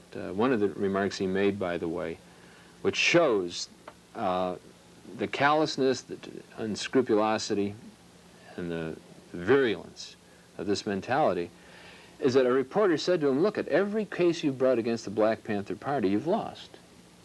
And this is taxpayers' money. What's the point? And he said, well, I know we can't make a case stick against the Panthers, but we'll break their treasury and destroy the group in the process. Now, everyone knew that's what he was doing, but that he said it in front of television reporters was, well, it showed the height of his arrogance. We're fortunate to have as part of our legal team in this lawsuit the People's Law Office in Chicago. They brought the lawsuit in Chicago around the death of Fred Hampton. He was the head of the Black Panther Party in Illinois, was asleep in his house along with a number of other people when the local police, based on a floor plan that had been provided to them by an informant, barged in with guns blazing, murdered Fred Hampton, injured a number of the other people, pulled out, and then indicted the black people that were in the house asleep for somehow attacking the police. There was a massive cover-up. The local prosecutor jiggled the ballistics report. He went out and set up a little stage and a mock scene of the house, and in front of the media showed his version of what happened, which was completely distorted. So it definitely goes on. That was their documents indicating that that was a COINTELPRO effort, meaning they needed to get rid of the Black Panther. Most people know about, or should know about, Jean Seberg, the actress, who started giving a little bit of money to the Black Panther breakfast program. And the FBI didn't want people, actresses, actors, people of note and some financial capability, sympathetic with the Black Panthers. So they consciously spread the vicious rumor that she was pregnant, which she was, but by one of the Black Panthers. Jean Seberg is white. In fact, it was untrue.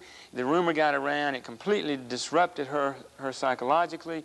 She gave birth, an aborted birth, you know, a stillbirth. The baby was dead. She put the fetus under glass and invited the news media in to see that it was a white baby. And for the next 11 years, tried to commit suicide by cutting her wrist, till finally on her 11th anniversary of her dead baby, she killed herself. And that was a conscious program by the FBI. Interestingly enough, under Reagan, they actually denied that they were involved in this Gene Seberg episode. Right. And it came out on Mike Wallace CBS special that they had been from the very beginning spreading these rumors about Gene Seberg. They'd tapped her phone. They were harassing her. Right. They were harassing her relatives and friends, etc. I think, let me just get back to the point you were making about the repression. It would be an interesting time to be teaching a civics class now, because if you look at all three branches of our government, there are repressive measures that are cutting back on what have been very fundamental rights of due process to people. You mentioned some coming out of the executive department, unleashing the CIA, the executive orders that Reagan has given to the Coast Guard to make a determination at sea of Haitians and other refugees as to whether or not they're entitled to status of refugees, and turn them back, which means basically turn them back to sea in those rickety boats to die. You look at the legislature, there's things like the Human Life Amendment, the Family Protection Act, which is to institutionalize and legalize the traditional sex roles in the family. There's just gobs of repressive legislation. And in the judiciary, we see cutbacks. They're taking away the forum. They're limiting the rights of lawyers to participate, and they're taking away the rights. Some writers call this friendly fascism. I don't know there's any such thing as friendly fascism, but I think the point is worth noting that within the system, all what appears to be democratically done by vote and by executive decision, they're taking away our rights and clamping down a police state. And I think it's directly related to the resistance that they know is mounting in opposition to all the abuses that we've talked about, but more importantly in this time, the economic crisis. People don't have jobs. People are out of work. Parents are in motion because their kids' lunches are going to have relish and ketchup as a vegetable, or at least they thought about doing that. They're laying off in Greensboro 10% of the public teachers. So look at May of last year, 100,000 people came to Washington on El Salvador. That was before all this new facts have come out. 250,000 workers show up on Solidarity Day in Washington. They know that a resistance motion is building, and they're trying to streamline the system so they can gear up and just weed people out. You know, they want to spend billions of dollars on prisons. The executive or the president's task force on criminal justice said, let's start taking and using military installations for civilian prisons. So that's how serious the matter is. Louis, when you travel around, are the people of the United States aware of these threats that are coming to their civil liberties, of this repressive apparatus that is being built up? Or are people just not aware of what actually is going on? What's your experience with this? Well, I think it's at different levels. I think, you know, most all the progressive publications are carrying this kind of information. Right. So most people that are liberal or progressive are seeing it and realizing it there. I think the rest of the people are feeling it from their pocketbook. Whether they're really drawing that analysis and seeing the parallels between the rise of Hitler and fascism and all of that, I'm not really sure. But I tend to always be optimistic. I really feel that a lot of people are being drawn into politics that heretofore, you know, they haven't had a Vietnam War issue to deal with. The black liberation struggle has been going on, but not that many. There haven't been the Joan Baez civil rights marches and that kind of stuff. And now I think that's looking differently. So I feel that people are being involved. The travels that I've done, in every community there's some coalition that's popping up. And you hear people talking about groups that are meeting in coalition that 2-3 years ago wouldn't even speak to each other. You know, hardly knew that each other existed. People are recognizing the need to kind of circle the wagons up now. And fortunately, they're drawing the links here that you can't pit Social Security for old people against the money that should be going for school lunches, you know, or unemployment compensation, that they're bound together in a common thread there, and that we need to devise different techniques of uniting them, such as cut the military budget, you know, take some of those billions of dollars and provide for everybody. So I feel optimistically about the way people, obviously I wish it would go faster, and people would know right now that they need to sort of concentrate a large part of their lives in defense of their lives. Lewis, we mentioned a while ago the Karen Silkwood case. Now, you were intimately involved with that for about 2 years, and this is one which is parallel in a lot of ways, but considerably more complex in a lot of ways. Can you give us the background on that? Well, the Karen Silkwood case eventually divided into two segments. The part that I initially worked on had a civil rights part, similar to Greensboro, where a suit had been brought against the FBI, the Oklahoma City Police Department, and it was to determine what were the eavesdropping efforts, what was the surveillance, what were the civil liberties issues at stake around Karen Silkwood. Can you tell us briefly who she was and what she did at the time? Well, Karen Silkwood was a worker in a plutonium plant in Oklahoma, Cimarron plant. They were making plutonium fuel rods. She was an activist in the union. Again, we have labor at issue, the Oil, Chemical, and Atomic Workers Union. She was an organizer for them. She became aware of the health hazards existing right there in her plant. Even though in the orientation period they give the workers, they never once in the booklet used the word cancer, even plutonium, even though plutonium is one of the most toxic substances known. So she began to get active in that area, had brought in different physicists to address the workers, and was making part of their union negotiations, not just wages, but health and safety. You know, how is this plutonium that we're working in daily affecting people? In fact, she was very aware of safety violations that were going on in that plant. She went to Washington to meet with, I think at the time it was the Atomic Energy Commission, it's been changed to the Nuclear Regulatory Commission, and gave them statements of different violations, 42 different violations that she knew about. Well, she went with the union, a union representative. Well, the Atomic Energy Commission just kind of flaked her off and said, you don't have any documentation, and until you have it more documented, we can't address it. So she went back, and in the month prior to her death, documented these kind of violations, that they had doctored up the x-rays of the fuel rods. It really was so they would pass quality control inspection, a number of documents like this. In fact, she had a file folder and was en route to meet with a reporter from the New York Times. When her car got bumped off the road, she was killed, and that packet somehow mysteriously was missing. Well, didn't she have evidence of missing plutonium also?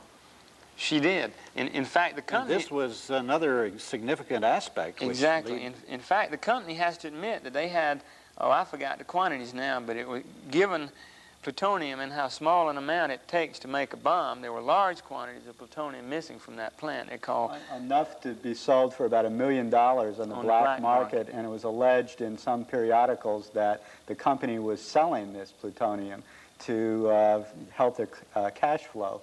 Exactly. That's the part that we never got to uncover. Well, there's another aspect, other rumors that the CIA was in cooperation helping, well, also getting it to Israel through the Israeli secret police or other countries. Brazil and South Africa.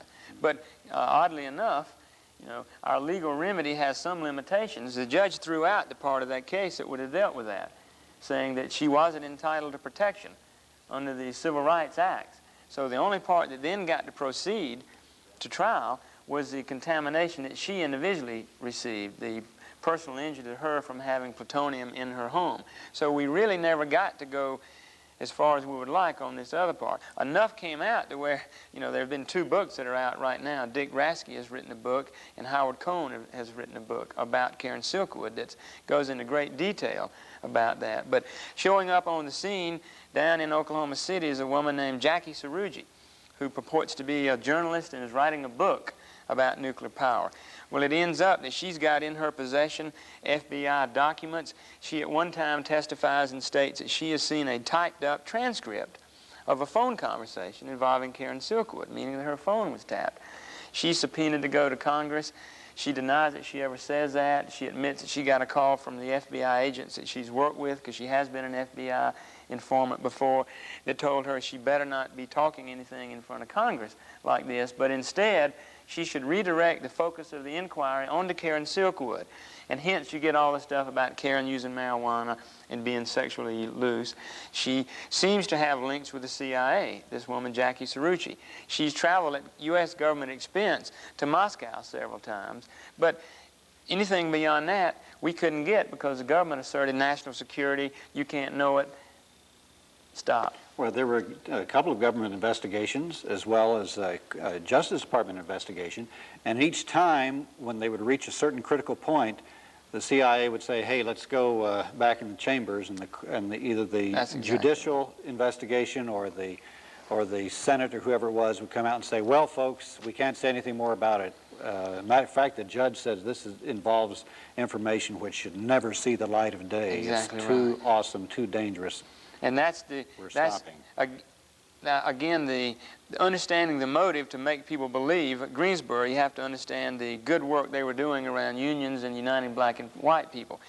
To think they would go to the trouble of killing Karen Silkwood and all that cover-up because she was an anti-nuclear activist or like an environmentalist, maybe that wasn't the issue. Maybe she had accidentally stumbled on to this black marketing of plutonium, which there seems to be evidence for, but we never got to go into that. I counted all of the various different police and intelligence groups that were involved in that case, leaning on Karen Silkwood in one way or the other. There's something like 9. Yeah. Private investigators, CIA, FBI, etc., state police, the Kerr-McGee, the corporate links. The right. corporate links. In that particular area, there were things going on such as wiretapping, surveillance, harassment, and in the end, actual violence. And wiretapping is illegal in Oklahoma. Yes, especially in Oklahoma is one state that is very adamant about that particular law. But some of the political surveillance systems that they have uncovered through digging into this case are a law enforcement intelligence unit, which is to inform the police and government about who knows, a number of different things, and they're funded to the tune of $1.5 million through the federal government. So our tax dollars are going to fund this particular agency. It's not an agency, it's a private company. Another one is Information Digest, which is a bi-weekly newsletter about anti-nuclear activities and organizations, and they distribute to firms and law enforcement agencies nationwide. Another one is Research West. It's a West Coast organization, and it has clients in which this Research West will specialize in surveillance of citizens and anti-nuclear groups. A fourth one is Project Research that they uncovered, a domestic intelligence computer service with information and files on perceived opponents of the nuclear industry. And this brings us to, seems to me, we should talk about the whole structure of the police system in the United States, police and intelligence system. Because story after story, you see that they're interconnected. There are computer links with the Immigration Service and the CIA and other government intelligence agencies. They share information. They are involved with sharing information with corporations and their security officers. They share information on a computer basis with the private organization, the Law Enforcement Intelligence Unit, which has the old... Which is exempt from Freedom of Information Act. Such even that Freedom of Information has its limitations, but at least you can get some documents. And they're the LAIU you can't get to because it's so-called private. And they're the ones to whom the House Un-American Activities Committee turned their files over to. Exactly. Another important thing is that we still have the existence of the American concentration camps, which the McCarran Act authorized. They were projected to be able to hold the entire membership list of every group that had to register with the Attorney General. And at the time of the act, there were 90 such groups. That list grew to I don't know how many, but it was well over 100. And it also included people who weren't on the groups, but who later, particularly in the 60s and 70s, the FBI... The president could pick anybody he wanted. Right, and the FBI had people names like, Martin Luther King, Dr. Spock, you know, some of the good liberals. The latest information I've seen is a study by the American Friends Service Committee about 2 or 3 years ago, in which they specified where the concentration camps are, even though they're in a caretaker status. They're Allenwood, Pennsylvania, El Reno, Oklahoma, Florence, Arizona, Wickenburg, Arizona, Tule Lake, California, and Avon Park, Florida. That's right. They can put us all in these concentration camps, and then they won't have any problems, will they? It's terribly frightening, the interlock between government security and police and corporate security and police. It's like a revolving door. You know, the guy who was chief of security for Kerr-McGee during the time of Silkwood's death had been with the Oklahoma City Detective Bureau for something like 20 or 30 years. In Greensboro case, the guy that was head of the Cone Mill security at the time of the November 3rd murders had been with the FBI for 18 years. You know, those kind of revolving door and that kind of passing information back and forth seems to shed some light on how they know who it is out there that's advocating in the workers' interest, which by definition is against the corporate interest. And they can then take action that's necessary to try to destroy it. And this is what's disturbing, is how these government agencies that are supposed to be above any sort of private interest, whether it's business, labor, or whatever, is operating solely in the corporate interest, it seems, and consciously against working people. Exactly. But historically, they always have. Yeah. It's not anything new. There's another link which we haven't mentioned, and that's the one with the National Crime Syndicate, the Mafia. Because you see, read articles, there are links with the Mafia, the CIA, and the Mafia, and the FBI. Using the Mafia to kill Fidel Castro was one plan. You see in the Kennedy assassination, the Bay of Pigs, people from the Mafia crossing lines in with the CIA and the FBI, this murky, murky area all the time. And there is one organization, and this was reported in a right-wing newspaper, which is just mind-blowing. It even boggles the mind of John Stockwell, a former CIA official, a high official who's done a lot of programs with us. This is a security organization which was financed with Mafia money, David Rockefeller money from Chase Manhattan, Baron von Rothschild's money, the big banker, and Israeli money, the Mossad, particularly the secret police. They hired ex-CIA officials, ex-FBI officials, ex-prosecutor, people who made their specialty prosecuting the Mafia. They brought them in. Security officials, high security officials, general, you know, from Air Force or Army. All of these people together, with the Mafia, the Rockefellers, the whole bit, the intelligence services. It's called Intertel. And it's there to set up to offer its services to anybody who wants to purchase them. Bitter. Yeah. And I think while this is frightening at any time in the 60s or in the 70s, during this period of economic crisis, you know, a crisis for capitalism, not just in the U.S. but internationally, with all the disputes between Japan and West Germany and the U.S., the potential for them using these tactics and using their surveillance and using death squads is really frightening. You know, it could have been that the end of '79 was really just the beginning of what the period of the '80s is going to look like. That these murders in November '79 could have been a prelude to what we may see.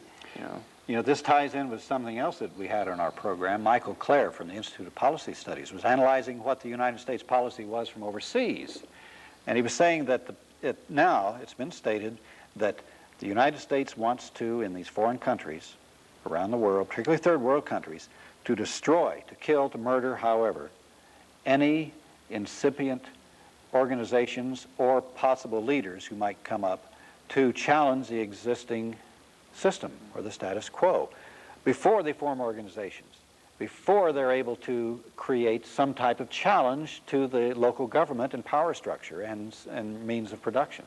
But as this is what they're doing in the United States and have been doing. If you stop and look, it's been going on. Sure. Greensboro is a perfect example. Right. Karen Silkwood. But it's not clear. The Panthers. It's not clear they're getting away with it all. I mean, you've seen resistance in places like El Salvador and all over the third world. And there's people like Lewis Pitts and his organization in the United States who are fighting these worse abuses and trying to dramatize them to the public. And once the public knows about this, your average citizen is not going to be happy about hearing the complicity between the government and the Ku Klux Klan. So there's just a constant need to reveal what's going on, to organize around this and to fight this form of repression before it gets out of hand. Or else, if they have their way, then our civil liberties will be destroyed as well as... But I think that's a good point you mentioned. It seems like we've been dwelling on the doomsday side of it, and there's a large fight-back motion out there. And you're right. People shouldn't be mistaken and think that people in North Carolina are sympathetic with the Klan and Nazis in this murder. You know, there were some isolated jurors that got selected because of their narrow-mindedness, but most people in North Carolina are outraged about it. There's a local coalition in North Carolina, in Greensboro, involving about 11 or 12 different organizations. American Friends Service Committee, NAACP, the Greensboro Justice Fund, and National Black United Front, other organizations, and they're hot about it. They rented a little van and drove up to Washington, D.C., talked to John Conyers, held a press conference, asked and insisted that Congress investigate the Justice Department because of their failure to redress these murders. So there is a resistance motion out there. We all shouldn't take this sort of helpless, cynical But approach. if we don't get involved in this and struggle ourselves, then the worst will happen. And you've got to get it out, you've got to know about it to even be... Well, that's what we're doing here. Right, and I appreciate that. We thank you for coming and informing everyone. Appreciate it. We shall now be moved.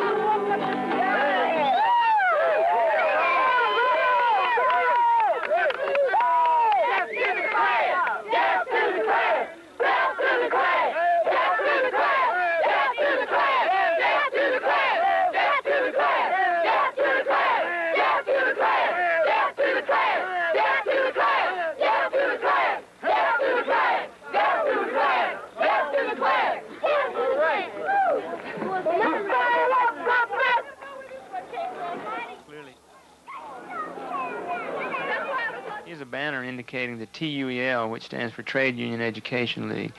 The guy in the black and white looking coat that's pointing is Bill Sampson. His best friend across from him was Rand Mansell in this sort of reddish coat. They were literally they lived in the same apartment complex. They were both married, both worked at the same plant. They hunted and fished together, were real good friends. The guy leaning over in this little camper right here is Cesar Cossé. Just to the right of that camper is where you get a lot of the shooting. And here comes the Klan caravan, unannounced, even though led and followed by police agents and officers. The demonstrators had no idea that these people were coming. The Klan had in fact announced publicly they were not going to fool with it, not even 10. There's a total of 9 cars in this caravan, the 10th car being a police officer named Cooper and an intelligence photographer. They were in an unmarked car that followed this caravan here. This guy's named Percy Sims. He was not one of the organizers. He lived in this community and was just outraged at the Ku Klux Klan driving down the black community. Now watch a guy riding shotgun here and see what it looks like he may be doing. Yes to the Klan. Yes to the Klan. Now you see this yellow car as it gets near the intersection will gun the motor, and Lacey Russell here, the guy with the ski cap on, slaps it across the back with a stick of wood. Now that's kind of what triggers some other people kicking the cars, and that is what the Klan used in their trial as justifying, based on self-defense, the shootings that you'll see that they perform. You'll see a quick instant here of the stick fight where the Klan and Nazi members have jumped out and attacking the demonstrators.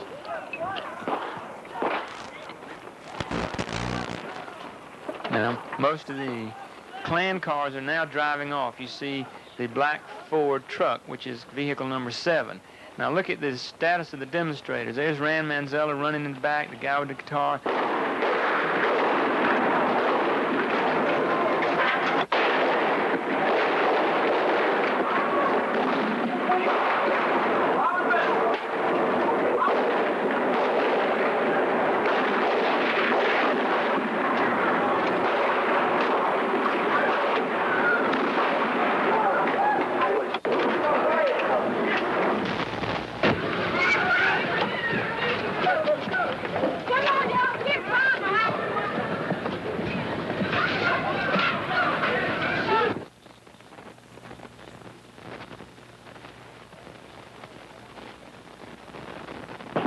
Now behind this yellow van, all along has been a police car with the photographer and Officer Cooper in it.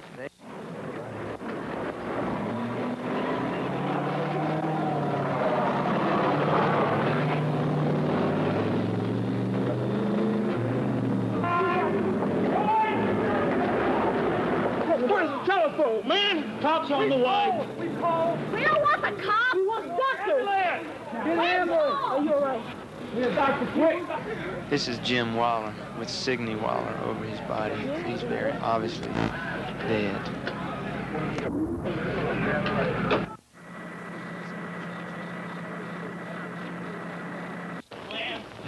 This woman in the white coat there helping was 7 months pregnant at the time, and she was shot in the back of the legs with sprayed with shotgun pellets. She's all right, and her baby delivered and is healthy. The Klan and the state got together and planned this. That's why there This were woman's no named Dory Blitz. The state protects the Klan, and this makes it clear. They came through and they opened fire. They opened fire on us. And we fired She was back. active in the Teamsters Union in Martinsville, Virginia. In fact, I believe was a shop steward. It's part of the state apparatus.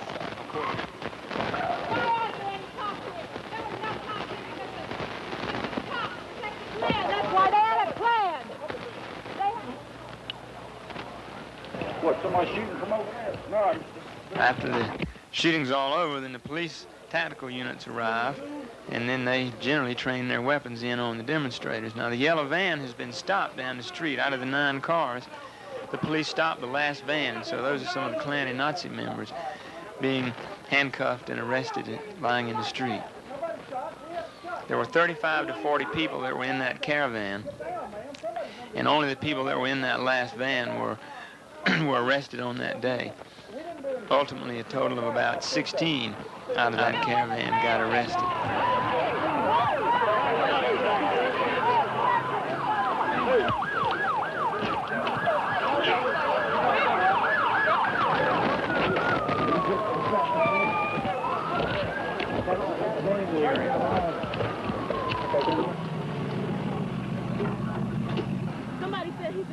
This is Florence Cossé. Come on, man, help get these folks to the hospital. There's nothing I can do for him right now.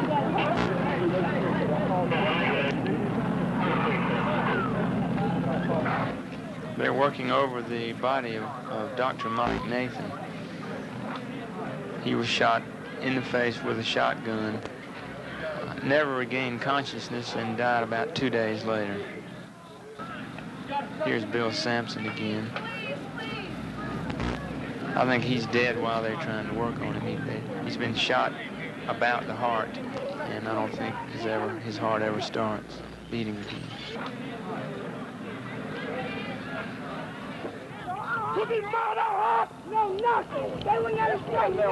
Nelson Johnson and Willena Cannon speaking to the people in the community that are gathering, alleging that the police had set this up.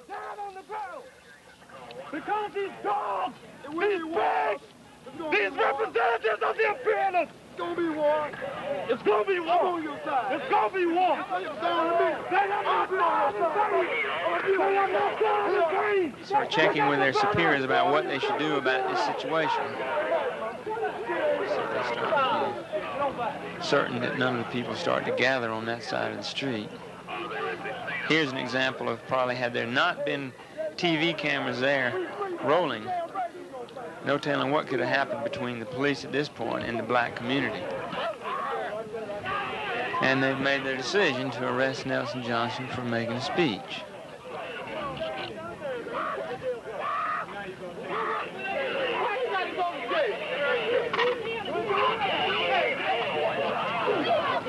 You can barely see that his left arm is bloodied from where he's been attacked by the knife.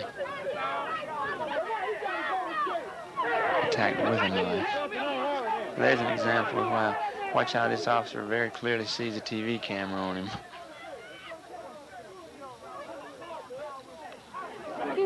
Do you think the march should go on down here? I feel yes, definitely. Community and people that came out for the demonstration. I don't recognize any of these people as having been the guy that's talking to others as having been organizers of it. And it's the perfect place. In other words, it's messed up at the wrong place this time. I feel if we pull together the 2 colleges, we can destroy them. That's right. Because that's what they want to do. This is the key places for intelligence. And they realize that we're intelligent. That's why they hate it. So they know that it's definitely a threat. So what you're saying is there should be a march down here tonight? Yes, you shouldn't stop. That's the problem. Things being put off so many times before. You know, start now. If you're going to start something, start this very moment and do something about it. Don't put it off till next week or tomorrow. You know, start now while it's hot. There's some talk about a curfew being invoked down here tonight. Nah, you can't really invoke a curfew. How you gonna invoke a curfew? They can say that. If you want to really be out there, you can be out there. And they ain't got enough jail space for everybody in Greensboro. They ain't got enough jail space for everybody down here. So you're saying... I'm not saying go out and just tear up a whole lot of things like they did in D.C. That's what they done. Or just be wild. Have it organized in the right manner. They didn't have it organized. They get very violent down there. Don't get too violent. Fight violence with violence. That's right. Fight violence with violence. That's what happened. It's people prepared so when they do start something, Did they have theirs organized? They come down here and done what they wanted to do, didn't they? Why should we organize? We do it. Organize ourselves to get them. That's what I'm saying. Organize together, be together, stick together, stay together. That's the main thing. That's the main thing, sticking together. Y'all up here bullshit. They stuck together. Two vans come down here and done what they wanted to do. It's more of us than it was them. Because it could have been you that got killed. That's right. Could have been your people. You ain't think about that little sister that got killed, did you? Think about that. It could have been your sister, could have been your mom. That's right. Or your wife or your girlfriend. Think about that. Your loved one. See, you see what I'm saying? Y'all talking about organized. Them crackers, when they come through here, they weren't organized.